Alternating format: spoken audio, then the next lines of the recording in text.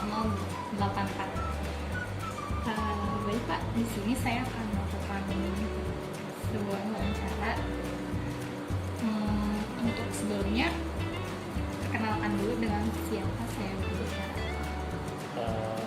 Terima kasih. Assalamualaikum warahmatullahi wabarakatuh. Nama saya Priyatno. Saya mengajar bidang studi sejarah umum, dalam hal ini sejarah peminatan dan sejarah Indonesia di MAN 12 Jakarta. Sejak dari tahun 2008 sampai hari ini. Jadi ada beberapa pertanyaan dari saya. Silakan. Menurut Bapak, apakah evolusi menjadi pembahasan dalam bidang yang Bapak pelajari?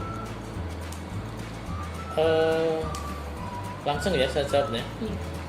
Evolusi sebenarnya dalam dunia keilmuan itu masih menjadi teka-teki ya. Hal ini saya sampaikan terutama teori Darwin dan anak buahnya yang selama ini mengklaim bahwa teori evolusi terutama nenek moyang yang diakui oleh timnya itu seolah-olah manusia adalah dari kera, walaupun ternyata Darwin sendiri sebenarnya tidak sejauh itu penelitiannya, terjadi missing link, putus di tengah jalan, tidak mampu membuktikan. Tapi oleh pengikut-pengikutnya seolah-olah teori itu dianggap benar, sehingga perkembangan evolusi bahwa manusia itu adalah keturunan kera seolah-olah benar. Tapi saya tidak menyangkal juga kalau evolusi di bidang evolusi biologi mungkin terjadi.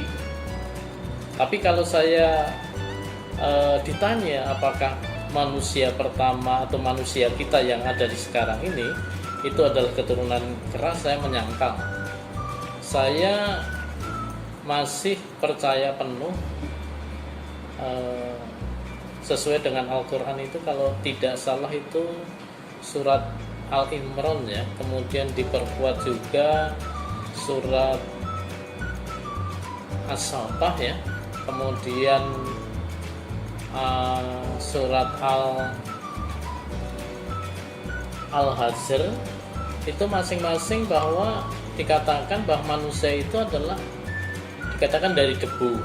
Ada dikatakan juga manusia itu berasal dari tanah kering dan lumpur hitam. Ada juga yang mengatakan bahwa di surat As-Saffat itu kalau nggak salah manusia itu adalah berasal dari saripati tanah itu. Dalam hal ini maka evolusi yang dikatakan oleh Darwin yang akhirnya terjadi missing link itu sejauh ini saya sekali lagi tidak mengakui dunia keilmuan yang menyatakan bahwa manusia itu berasal dari kera. Menurut Bapak, apakah evolusi merupakan teori yang valid atau hasil spekulasi? Saya bisa membagi kalau evolusi manusianya itu dianggap keturunan tadi, saya menyangkalnya. Tapi kalau terjadi evolusi biologi, evolusi kimia, saya masih yakin terjadi gitu, masih yakin terjadi. Sebagai bukti contoh konkret saja yang gampang. Misalnya di Thailand atau mana ya, negara mana itu, leher itu awalnya itu seperti itu, kemudian dia dikasih ring supaya dia memanjang gitu ya. Termasuk janggut itu dikasih apa itu sehingga dia bisa. Sehingga dengan perubahan waktu yang sekian akhirnya berubah. Termasuk fisik manusia. Dan Pak Tri percaya penuh bahwa manusia kesini semakin cakep secara fisik. Walaupun dulu mungkin zaman sebelum Kartini, orang-orang yang dijodohkan itu mengalami perubahan mungkin ke arah yang statis. Tapi sekarang anak-anak sekarang kan untuk cari jodoh itu kan cari sendiri ya. Yang dia merasa hidungnya kurang mancung cari yang mancung, yang rambutnya keriting cari yang lurus, yang merasa pendek cari yang tinggi. Itu akhirnya terjadi perubahan ke sini ya. Jadi antara yang tadi hanya biasa, mungkin keturunan Nur Imah nanti lebih cantik, lebih cakep. Bisa jadi sebaliknya kalau Nur Imah dipasangkan, dijodohkan dengan misalnya orang Afrika yang hitam, mungkin anaknya nanti beda lagi gitu ya. Itulah yang saya masih mengakui secara biologi, secara kimia mungkin masih relevan ya untuk evolusi. Tapi kalau evolusi tadi di bidang penciptaan manusia pertama itu saya masih menyanggah gitu. Terima kasih. Nah kan Bapak ada produk Bapak ya. Menurut Bapak ada bukti yang mendasari teori evolusi? Yang mendasari Teori tersebut menurut Bapak? teori evolusi secara umum ya? Iya. Ya, bukan per sub tadi ya. Nah, ya ada, buktinya ada. Saya belajar sejarah itu sebelumnya ada kita bagi bahwa berdasarkan ilmu geologi itu masa itu terbagi menjadi 4 ya. Archeokum, Paleozoikum, Mesozoikum, Neozoikum. Neozoikum itu sendiri nanti terbagi menjadi 2, yaitu zaman tersier dan kuarter. Zaman kuarter itu tersendiri akhirnya dipecah menjadi 2, yaitu zaman Pleistosin dan Holosin.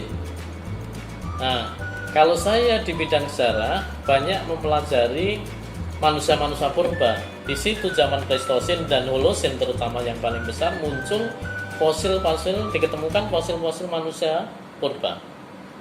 Di situ ada Meganthropus paleojapanicus, ada Pithecanthropus erectus, ada Homo solensis, ada Homo Homo wajakensis dan seterusnya. Nah, di situ dari masa ke masa itu, kemudian kalau saya aplikasikan bahwa saya masih mengakui manusia-manusia seperti itu adalah karena saya yakin tadi bahwa manusia pertama adalah Nabi Adam. Saya kategorikan bahwa fosil-fosil manusia purba itu sebenarnya masih kategori binatang menurut saya. Menurut saya masih binatang. Nah, nanti setelah Holosin mulai ada Homo sapiens, itulah yang dimungkinkan Nabi Adam itu mulai munculnya di situ. Itu untuk prediksi saya gitu. Sehingga kalau tadi terjadi evolusi ke sini yang notabene misalnya manusia Cro-Magnon, Homo neanderthalensis itu seperti itu besar-besar, kemudian kesininya itu saya percaya terjadi perubahan fisik, termasuk kalau dalam kisah-kisah Nabi ya, Nabi Yusuf itu katanya sangat tinggi sekali gitu ya. Kemudian manusia sekarang kan semakin kecil gitu. Termasuk otak, volume otak itu kesininya semakin kecil setelah setelah Homo sapiens. Tapi pada saat kalau kita bicara manusia purba orientasi kesininya malahan semakin besar. Contoh Pithecanthropus erectus itu volume otaknya hanya kisaran 650, tapi begitu muncul Homo solensis itu sudah hampir 900 cc. Kemudian nanti Homo sapiens itu 1300. Tapi manusia sekarang cenderung berubah, berevolusi, otak manusia semakin kecil ternyata. Setelah saya baca artikel itu, semakin kesini semakin kecil. Bisa jadi seperti, tapi saya belum ini ya, hanya bayangan saya. Jangan-jangan manusia alien itu ya, punya otak kecil itu, jangan-jangan nanti manusia itu seperti itu gitu. Jadi saya masih punya dasar evolusi, terjadi perubahan walaupun dengan waktu yang sangat lama. Terus? Jadi menurut Bapak teori tentang manusia purba manusia purba kalau saya bicara secara pribadi, pendapat pribadi itu masih saya kategorikan binatang.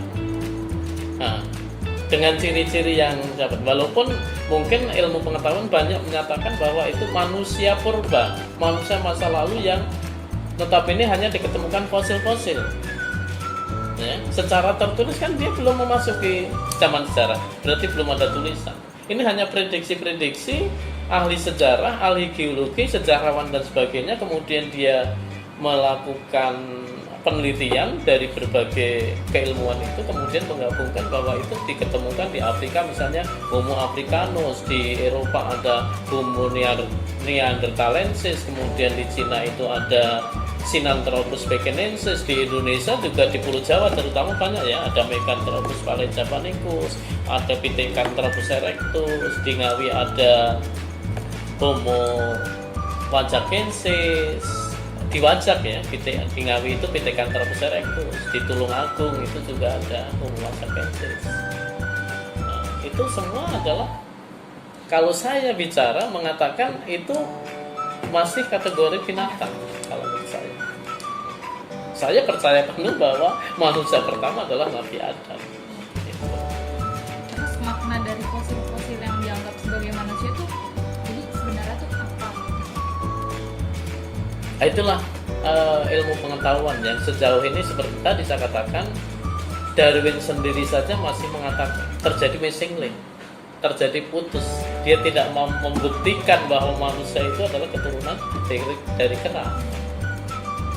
Tapi oleh anak buahnya seolah-olah teori itu benar adanya. Sehingga sampai sekarang masih teori evolusi itu masih berkembang terus. Apakah nanti bapak yang berpendapat salah atau nanti ilmu pengetahuan itu bisa membuktikan bahwa manusia itu keturunan kera. Tapi sejauh ini kalau Pak Tri ditanya, saya masih percaya dengan ya, Al-Quran bahwa manusia adalah keturunan Nabi Adam, bukan keturunan dari manusia-manusia purba itu, atau dari kera, linknya dari kera misalnya. Itu saya nggak percaya. Kan dari pendapat bapak tadi bilang kalau misalnya manusia itu dari Nabi Adam yang kita percayai. Terus makhluk hidup yang sekarang itu organisme yang sekarang itu merupakan hasil evolusi dari sebelumnya, bapak percaya atau enggak? Kayak misalkan dulu fosil kupu-kupu misalkan lebih besar, terus ternyata sekarang fosil kupu-kupu ukurannya lebih kecil. Itu bagaimana, Pak? Saya percaya itu. Kalau itu termasuk saya contohkan tadi Nabi Yusuf itu ditemukan pakaiannya itu masih gede-gede ya, umurnya juga sampai 900 tahun diperkirakan itu ya. Jadi semakinnya itu saya percaya. Jadi evolusi itu di bidang-bidang sub-bidang tertentu, biologi, kimia, saya masih mempercayai. Tapi kalau manusia, bentuk manusia atau keturunan manusia itu adalah nenek moyangnya kera, saya nggak setuju. Jadi satu pihak saya sebagian evolusi itu masih percaya. Yang saya contohkan tadi, leher manusia itu bisa sampai tinggi karena ada usaha, termasuk ada seleksi alam. Mungkin kupu-kupu dulu ya, kupu-kupu dulu itu gede-gede, kemudian ada dinosaurus, ada apa itu yang di film-film Jurassic Park itu ya. Tapi sekarang sudah nggak ada gitu, karena ya faktor apa ya, alam ya, seleksi alam. Ini yang memperkuat teori Darwin itu kan seleksi alamnya itu. Dia tidak percaya pada kitab. Kalau sebelumnya Al-Quran itu adalah apa itu? Injil ya, kalau Kristen itu ya perjanjian lama, perjanjian baru. Dari hal tersebut, kan bapak sebagai seorang guru nih.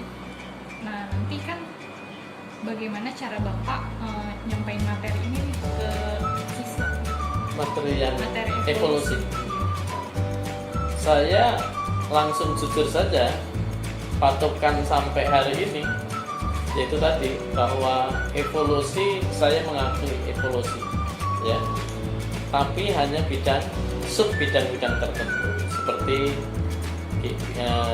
evolusi biologi, evolusi kimia, ya, saya masih mengakui. Tapi saya jujur saja, anak-anak kan ilmu pengetahuan itu kan berkembang terus. Selama belum diketemukan sumber yang baru dalam sejarah itu, kita tetap mengakui sumber yang lama. Tapi kalau teori diketemukan teori baru, kemudian hukum itu lebih kuat, itu bisa saja teori yang lama tergeser. Contoh, saya contohkan. Zaman dulu orang itu percaya pada teori Ptolemeus yang dikenal dengan teori geosentris, di mana bumi itu bukan bulat, kata Ptolemeus, bumi itu datar. Sehingga orang itu kalau pergi jauh sampai di ujung sana, dia akan jatuh ke jurang yang dalam. Karena orientasinya menurut Ptolemeus itu adalah seperti mata uang logam. Bumi itu datar gitu. Memang kalau kita sepintas, karena Ptolemeus itu kan dasarnya hanya penglihatan gitu. Jadi sejauh dia ngelihat itu bumi itu seolah-olah datar. Kemudian matahari itu seolah-olah berjalan dari timur ke barat kan? Yang jalan mataharinya atau buminya? Menurut kacamata. Nur Rimah sekarang lihat itu matahari. Mataharinya. Nah, maka waktu itu ada kepercayaan menurut teori Ptolemeus, teori geosentris itu, ya, bukan matahari yang menjadi pusat tata surya, tapi bumi. Ya. Kemudian teori itu akhirnya dianggap salah, munculnya teori heliocentris yang diciptakan oleh Galilei, kemudian diperkuat oleh Copernicus, bahwa mataharilah yang menjadi pusat tata surya dan bumi itu ternyata apa? Bulat, bukan datar. Gitu. Ya. Jadi menurut Bapak, mengapa teori evolusi itu masih dibahas gitu untuk di sekolah? Itulah perkembangan ilmu pengetahuan yang akan digali terus, dan manusia itu berkembang terus, ya, bahwa manusia itu tidak statis tapi dinamis, sehingga ilmu pengetahuan itu akan berkembang terus. Sekali lagi, untuk yang satu evolusi itu, terutama penciptaan manusia, saya masih itu. Tapi kalau yang lain-lain, saya akan percaya penuh bahwa perkembangan itu masih terus akan terjadi. Sebelum abad 20, ke bulan dianggap mimpi. Tapi sekarang sudah menjadi tempat wisata gitu. Sebelum 1500, Christopher Columbus untuk menemukan benua Amerika saja memerlukan waktu yang lama. Kemudian anak buahnya selalu merayu Christopher Columbus untuk balik, karena itu dunia maya, dianggap dunia mimpi, nggak mungkin ada gitu. Tapi akhirnya terbuktikan abad 15 gitu. Ditemukannya benua Amerika dan akhirnya benua Amerika. Lalu Bapak sebagai guru sejarah, apa harapan Bapak berkaitan dengan materi evolusi ini buat sekolah? Terus menurut Bapak, apakah pembahasannya itu harus ditinjau ulang atau tidak? Kalau memang masih diposisikan itu harus dibahas, itu dipilah evolusi yang mana yang ya menurut ilmu pengetahuan harus dipilah gitu. Tapi sekali lagi, yang berkembang sampai saat ini tadi, evolusi kimia oke, evolusi biologi oke, tapi evolusi penciptaan bahwa itu tadi manusia berasal dari kera, saya sampai saat ini masih menyangkal, selama belum diketemukan bukti-bukti yang konkret, selama penelitian dari Darwin itu tidak terjadi missing link, dia punya bukti kuat, itu mungkin saya akan lebih percaya. Tapi sampai sejauh ini saya masih percaya pada surat-surat yang ada di Al-Quran, bahwa Nabi Adam lah yang pertama, kemudian kemudian diciptakan ada Siti Hawa itu dari sebagian tulang rusuknya, kemudian perkembangan evolusi dalam perkembangannya adalah dari anak-anak Adam dan Hawa yang melahirkan selalu kembar. Nggak tahu, saya lupa 9 kali atau 10 kali itu melahirkan Siti Hawa itu. Mengenai fisik, yaitu mengenai fisik bisa terjadi evolusi, perubahan. Yang tadinya mungkin awalnya jelek, bisa yang laki-laki jelek karena dia dapat perempuan yang cakep, akhirnya lebih cakep sedikit. Kemudian dia nanti anaknya dapat yang lebih cakep lagi, akhirnya sebaliknya yang dapat jelek mungkin kesininya akan lebih jelek. Makanya saya pesan Nurima sama Reza nanti kalau cari jodoh ya harus milih-milih, jangan asal saja gitu ya, untuk memperbaiki keturunan sehingga terjadi evolusi di mana ya semakin membaik gitu. Untuk kesimpulannya nih Pak, jadi Bapak memandang teori evolusi itu sebagai apa gitu? Secara umum, Teori evolusi sebagai apa gitu? Saya nggak menjawab. Maksudnya apa perlu diajarkan atau tidak gitu? Maksudnya gimana? Enggak, jadi iya boleh, itu juga nggak apa-apa. Nah, jadi kalau menurut saya yang masih meragukan termasuk teori evolusi itu seyogyanya ya, kalau sumbernya masih simpang siur, sumbernya masih meragukan, terjadi missing link, terjadi putus, tidak usah dimasukkan dalam kurikulum. Tapi yang jelas-jelas sudah terjadi ilmu pengetahuan yang jelas-jelas ada bukti konkret yang tidak dalam penelitiannya itu banyak menghasilkan positif semua, artinya itu tidak terjadi keraguan, boleh saja dimasukkan dalam materi pembelajaran sehingga para siswa itu dia akan tidak terjadi keraguan. Jadi keraguan itu bisa positif bisa negatif. Positif ya dia akan terus mencari itu hasilnya itu ya. Tapi satu pihak dia akan menjadikan orang pesimistis ya. Saya kok keturunan kerang. Pesimistis gitu. Seolah-olah kita ya, kalau dianggap keturunan kerang.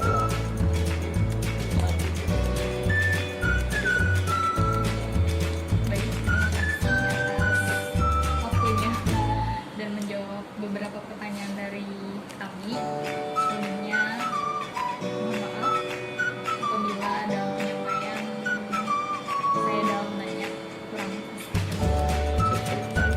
Cuman kalau silakan saja nanti kalau kurang dari pertanyaan-pertanyaan itu lewat WA saja, insya Allah Pak akan bantu menjawab selama saya bisa jawab. Kalau saya belum bisa jawab, seperti waktu saya ngajar Nur sama Ica itu saya selalu menantang siswa.